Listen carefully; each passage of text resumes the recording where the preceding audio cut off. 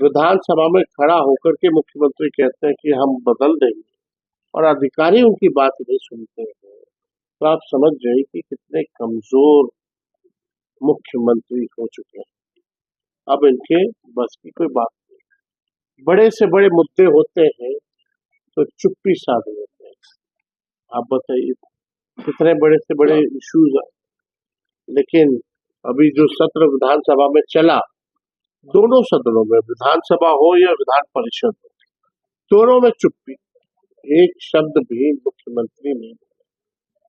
ये इतिहास में पहली बार हुआ है बिहार के, या हमको लगता है देश के किसी भी विधानसभा में, जहां मुख्यमंत्री सत्र के दौरान एक शब्द भी नहीं बोले। अब मौन है या उनको बोलने नहीं दिया जाता है, अब ये तो वही बात बताएंगे। लेकिन माननीय मुख्यमंत्री जी संवाद पे निकल रहा, आज हमने भी सवाल पूछे हैं माननीय मुख्यमंत्री जी से। आप बताइए, अपने मालिकों से बात करने के लिए, अपनी जनता से बात करने के लिए उनको 2 अरब 25 करोड़ 78 लाख रुपए खर्च करने पड़ रहे। एक तरफ कह रहे हैं कि गरीब राज, एक तरफ हमसे सवाल पूछे जाते हैं कि माई बहन योजना का पैसा कहाँ से आएगा। तो ये ना बताओ भाई कि 2 अरब 25 करोड़ 18 लाख 15 दिन के लिए आप खर्च कीजिएगा केवल जनता से संवाद करने के लिए, और 20 सालों तक आप निकले हैं कोई भी यात्रा में, कौन से काम का समाधान आपने किया है? जनता दरबार लगाया, आप लोग भी लाइव देखते होंगे, पटना में जो लगता हुआ, एक ही व्यक्ति 5 बार आया लेकिन उसका समस्या का समाधान नहीं हो पाया। तो क्या उम्मीद है की जा सकती? वहां तो पिक एंड चूज लोग आएंगे, बंद कमरे में बात करेंगे, अपना निकल जाएंगे।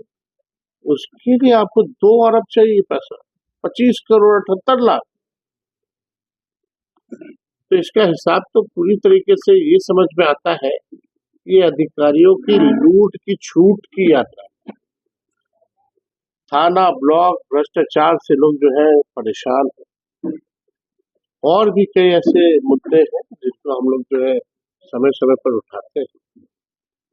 यूपीएससी को भी लेकर के जो छात्र जो है अभी आंदोलन पे है, एक सेंटर का जो है रद्द किया गया है। उनकी मांग जो है कि सभी सेंटर का जो है परीक्षा को रद्द करना चाहिए, और हमको लगता है ये जायज मांग भी है, क्योंकि देखा जाए तो नॉर्मलाइजेशन के खिलाफ ये आंदोलन हुआ था। अब एक सेंटर का आपने खत्म कर दिया, एक सेंटर का चालू रखा, तो ये ऑटोमेटिकली एक तरह का नॉर्मलाइजेशन ही है। जिन छात्रों ने ये कहा कि उन्हें पेपर जो है 1 घंटे 2 घंटे लेट में क्वेश्चन पेपर,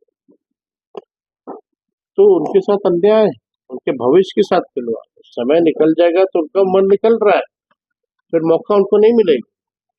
हमने तो ये भी कहा था सर्वर जो डाउन था 2 दिन 3 दिन, इसमें छात्रों की तो गलती नहीं थी, उनको एक मौका मिलना चाहिए था, लाखों अभ्यर्थी थे, लेकिन सरकार ने इस बात को अनसुना किया। नॉर्मलाइजेशन की जहां तक बात की, तो आप 10 दिन तक क्या कर रहे थे? आपने स्पष्टीकरण क्यों नहीं दिया, स्टैंड क्यों नहीं दिया कि ऐसी कोई बात नहीं है? आंदोलन हुआ, आपने लाठी बरसाए, डीएम ने थप्पड़ मारा, फिर शाम में आप कहते हैं कि नॉर्मलाइजेशन अफवाह था। तो ये सरासर अन्याय हो रहा है, और पता नहीं मुख्यमंत्री जी होश में है कि नहीं है, कहाँ है। एक बेकार की बात है, बेकार का एफआईआर। आप भी जान रहे बाबा साहब के अम्बेडकर को जिस तरह से अपमानित अमित शाह ने किया, उसको इस इशू को डाइवर्ट करने का एक षड्यंत्र है। अब देश की जनता बेवकूफ तो है नहीं कि जो ये पिक्चर दिखाएंगे वही पिक्चर देश की जनता देखेगी। हम लोग अंधे तो है नहीं, हम लोग सब लोग जानते हैं कि बीजेपी के लोगों की मानसिकता बाबा साहब अम्बेडकर के प्रति क्या है। हमने शुरू से ही कहा कि इस देश के लोग जो है बाबा साहब अम्बेडकर का अपमान सहेंगे नहीं।